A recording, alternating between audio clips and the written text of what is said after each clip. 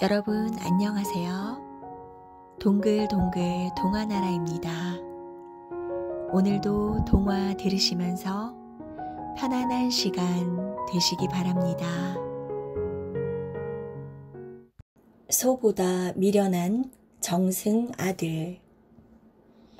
옛날 한 옛날, 그러니까 할아버지의 할아버지의 할아버지의 할아버지가 담뱃대를 입에 물고 헛기침을 하던 먼 옛날에 정승이란 높은 벼슬을 지닌 어른이 있었는데 말이죠. 4살에 천자문을 다 외고 15살에 과거 시험에 턱 붙을 정도로 어릴 적부터 머리 좋고 똑똑하기로 동네방네 소문이 자자했대요.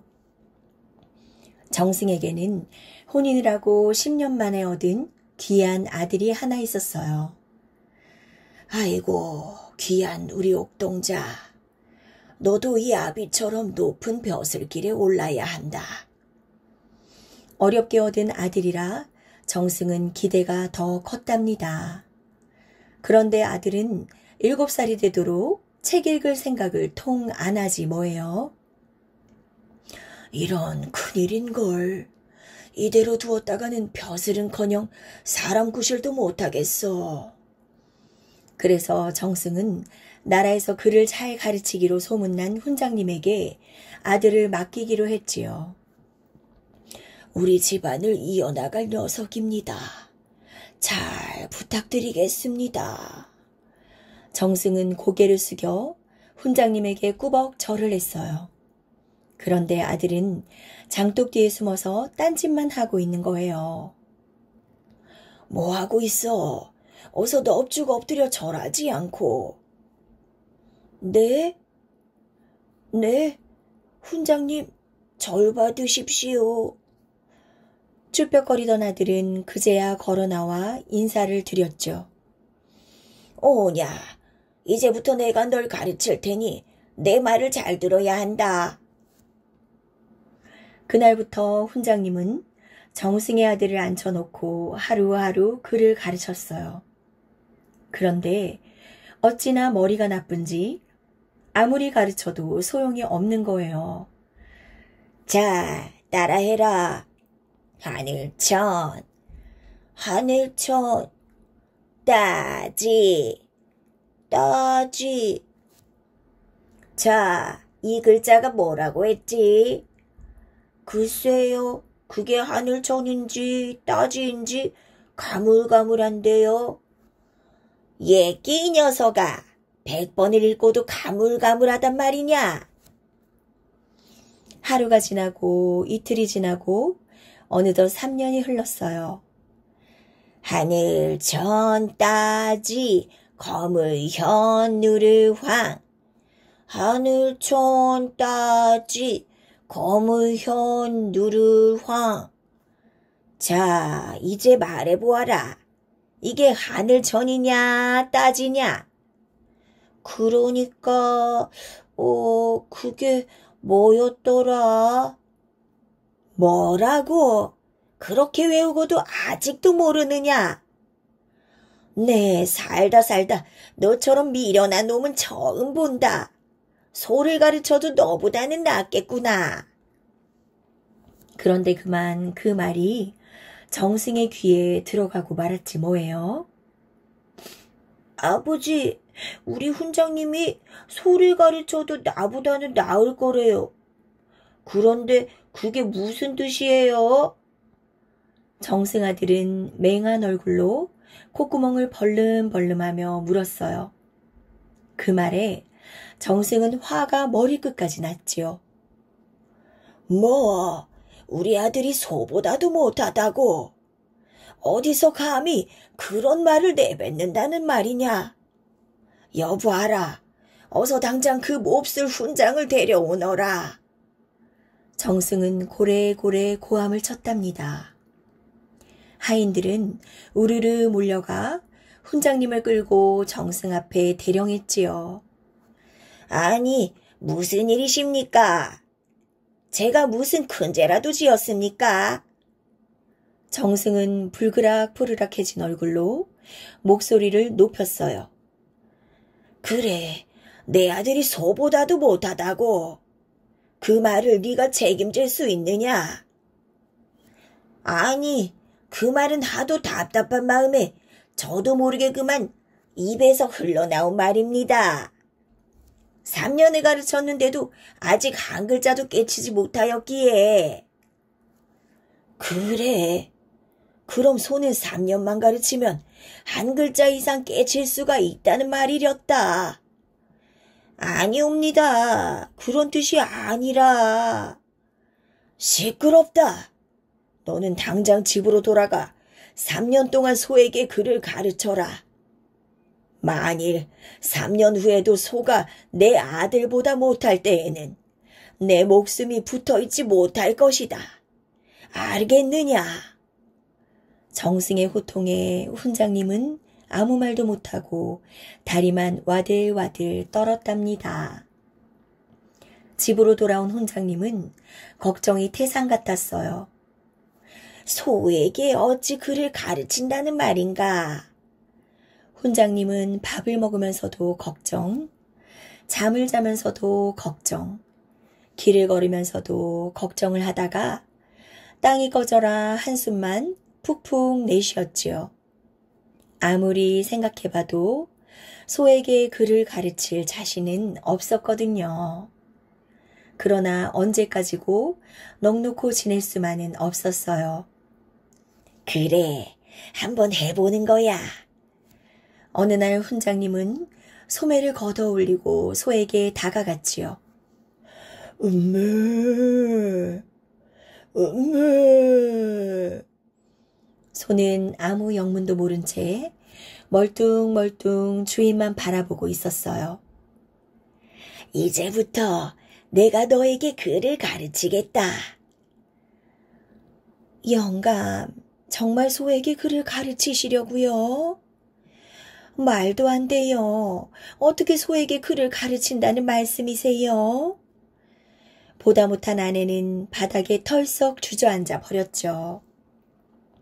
훈장님은 소의 고삐를 바짝 쥐고 하늘 높이 번쩍 쳐들면서 외쳤죠.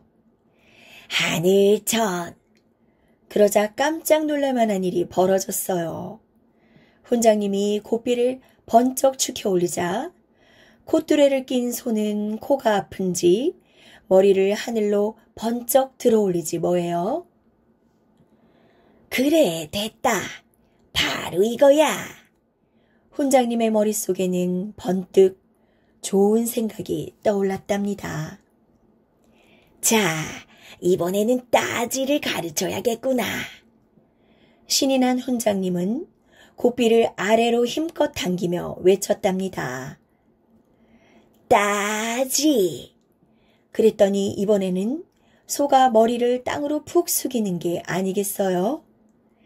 됐어. 됐다고. 훈장님은 고삐를 놓고 덩실덩실 어깨춤을 추었어요. 여보, 이제 살았어요. 아내도 덩달아 덩실덩실 춤을 추었지요. 그날 이후 훈장님은 날마다 고삐를 손에 쥐고 소에게 훈련을 시켰어요. 하늘천, 따지. 그렇게 1년이 가고 2년이 흘러갔지요.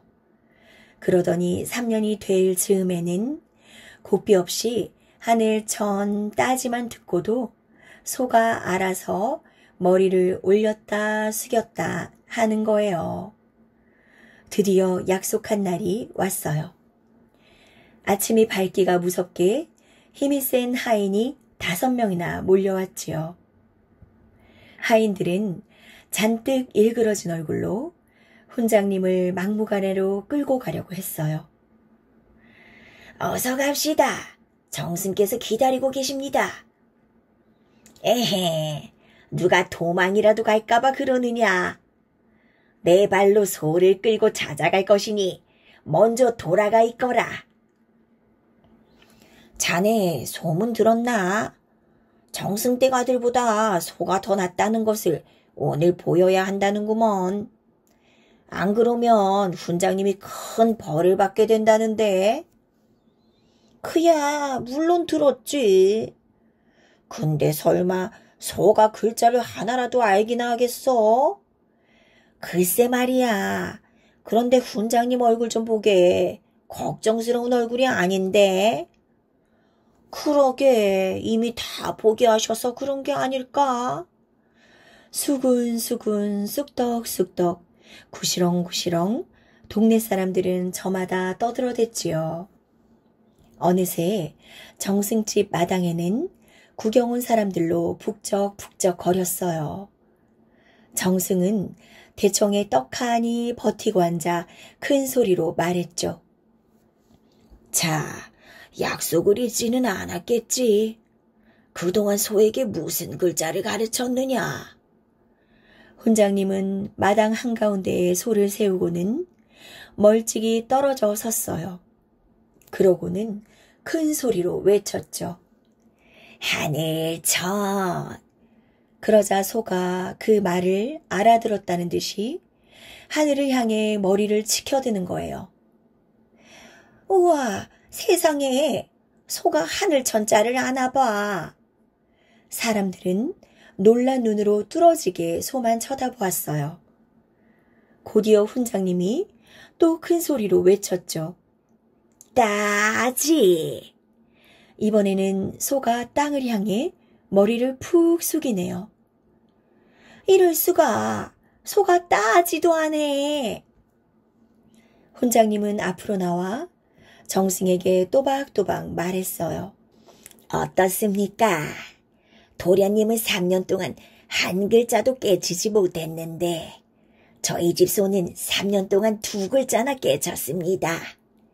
이만하면 소를 가르치는 게 낫다는 제 말이 꼭 틀린 말은 아니지요. 그러자 여기저기서 웃음소리가 쿡쿡 새어나왔어요. 얼굴이 새빨개진 정승은 꿀먹은 벙어리처럼 아무 말도 못했답니다.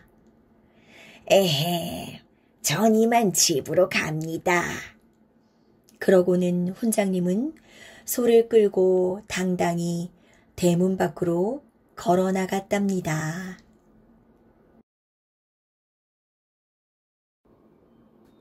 이상한 사위 시험.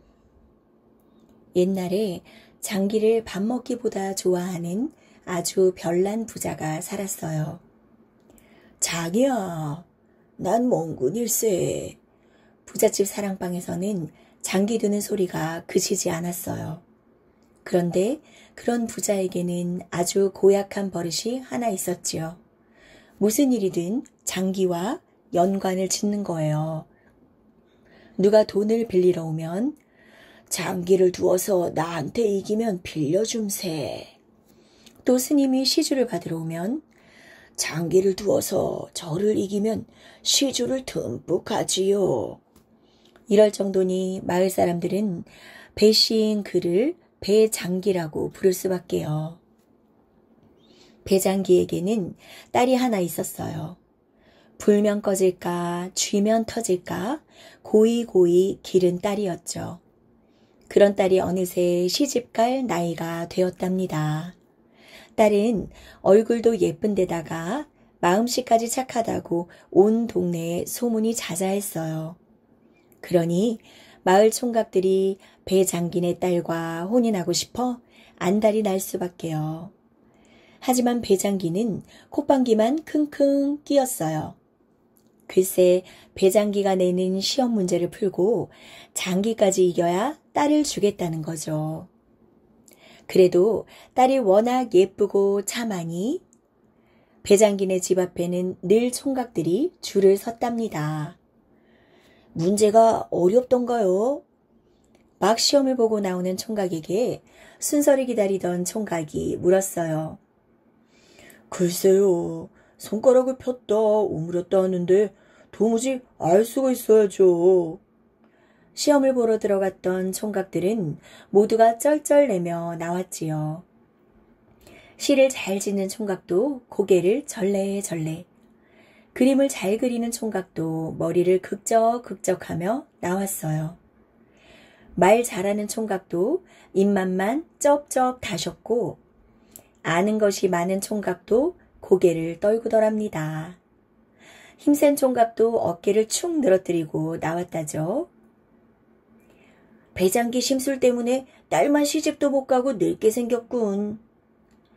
마을 사람들이 빈정거렸지만 배장기는 들은 척도 안 했어요. 어느 날 한 총각이 소문을 듣고 사위시험을 보러 왔어요. 장기라면 자신 있는 총각이었죠. 배장기가 보기에 이번 총각은 썩 마음에 들었던 모양이에요. 배장기는 이번 총각도 시험에 통과하지 못할까봐 걱정이 되었죠. 그래서 총각에게 이렇게 말했지요. 모두가 낙방하는 바람에 내 딸이 시집을 못 가고 있네. 자네는 꼭 통과했으면 좋겠네. 네, 최선을 다하겠습니다. 총각은 어금니를 꽉 물며 꼭 통과하리라 다짐했어요. 그럼 시작함세. 배장기는 이 말 한마디만 하고 입을 꾹 다물어 버렸어요. 그러고는 대뜸 엄지손가락 하나를 앞으로 쑥 내미는 거죠. 총각은 눈을 끔뻑이며 한참을 바라보고 있었지요. 잠시 후 총각은 방긋 웃더니 새끼손가락을 펴서 제 볼을 톡톡 두드렸어요. 그러자 배장기의 눈이 휘둥그레지는 거예요. 오, 제법이군. 내가 엄지손가락을 내민 것은 남자가 세상에서 으뜸이라는 뜻인데 그런 남자의 짝은 여자이므로 둘 다 귀하다고 답하다니. 배장기가 이번에는 어떤 대답이 나올까 속으로 기대를 하며 세 손가락을 펴서 내보였어요. 삼강을 아느냐고 묻는 문제였지요. 그런데 총각은 5손가락을 쫙 펴 보이는 거예요. 아니, 오륜도 안다는 뜻인가? 오호, 놀랍군.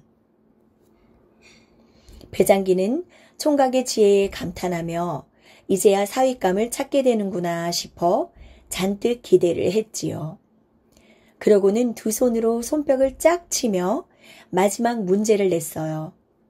총각은 깊이 생각을 하더니 이내 두 손을 내밀어 손가락을 폈다 오므렸다 했지요. 정말 대단한 총각일세. 내가 손뼉을 친 것은 남녀가 합쳐져 부부가 된다는 뜻인데 손가락을 폈다 오므렸다 하여 혼인은 모든 일의 근본이라고 답하다니. 이 정도면 내 딸을 주어도 아깝지 않겠군. 좋아, 자네는 예비시험을 통과했네. 총각보다도 배장기가 더 기뻐하는 눈치였지요. 그때 밖에서 몰래 엿듣던 딸도 좋아서 어쩔 줄을 몰라 했어요.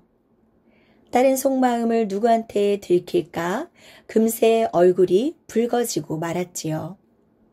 배장기는 흐뭇했고 총각은 벙긋벙긋 웃고 딸의 가슴은 콩콩 뛰었답니다. 드디어 배장기와 총각의 장기 내기가 시작되었어요. 총각의 장기 실력도 만만치 않았지만 장기라면 자다가도 벌떡 일어나던 배장기가 장기를 슬슬 두는 눈치예요. 이번에는 딸을 꼭 시집 보내고 싶었던 거죠. 장군 받으십시오. 허허, 내가 졌어. 배장기가 장기에 지고도 기분 좋기는 아마 이번이 처음이었을 거예요. 장기에서 이긴 총각은 벌떡 일어나 배장기에게 큰 절을 올렸답니다. 며칠 뒤 배장기네 집에서는 혼례식이 열렸어요. 사모관대를 한 신랑은 참 의젓했고 연지곤지 찍은 신부도 아주 예뻤답니다. 반달 같은 딸이 있으니 온달 같은 사위를 얻지. 배장기는 사위가 흡족한 듯 마냥 싱글벙글했어요. 소문난 잔치라 손님들도 아주 많았답니다. 모두들 어떤 신랑이 그 어려운 사위시험을 통과했는지 한번 보고 싶었거든요. 첫날 밤에 신부는 신랑에게 조용히 물었어요. 서방님, 한 가지 여쭈어볼 것이 있는데. 아니, 또 시험을 친단 말이오? 그런 것이 아니라. 허허, 말씀해 보시오. 모두들 아버지가 낸 문제를 풀지 못했는데 서방님은 어찌 그 어려운 문제를 풀 수 있었나요? 아, 그것 말이오. 장기만 조금 두면 아주 쉽게 풀 수 있는 문제였소. 신랑이 어깨를 으쓱하며 말했지요. 장기라니요? 신부가 의아한 눈빛으로 물었어요. 장인어른이 처음에 내가 세상에서 제일 장기를 잘 둔다라는 의미로 엄지손가락을 내밀지 않았겠소? 어머, 그래서요? 그래서 나는 새끼손가락으로 볼을 톡톡 쳐서 그렇게 큰 소리 치다가 지면 부끄럽지 않으십니까? 라고 대답한 것이요. 신랑의 대답에 신부는 그만 입이 딱 벌어졌지요. 신부가 다시 물었어요.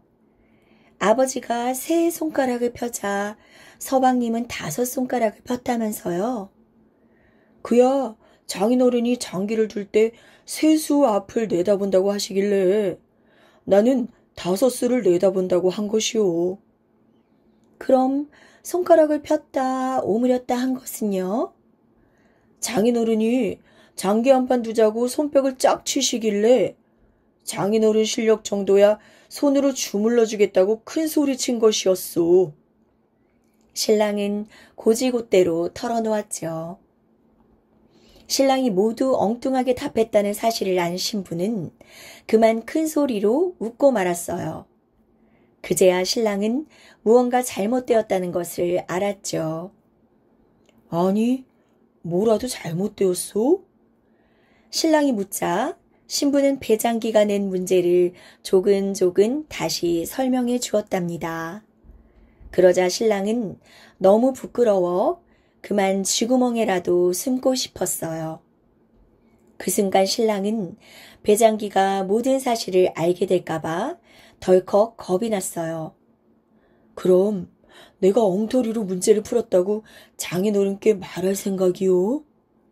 신랑이 얼굴을 붉히며 어렵게 입을 열었지요.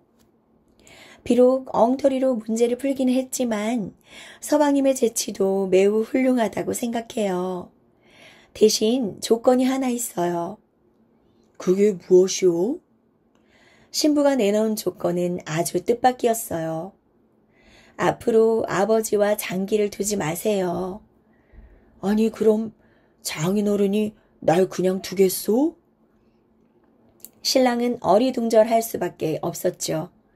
배장기가 장기 잘 두는 사윗감을 찾은 데는 다 이유가 있었는데 말이죠. 대신 글 공부를 시작하세요. 그제야 신랑은 신부의 속마음을 알게 되었죠. 그날부터 신랑은 밤낮으로 열심히 글 공부를 했답니다. 배장기가 장기를 두고 싶어 어험 헛기침을 해도 신랑은 들은 척도 안 했어요.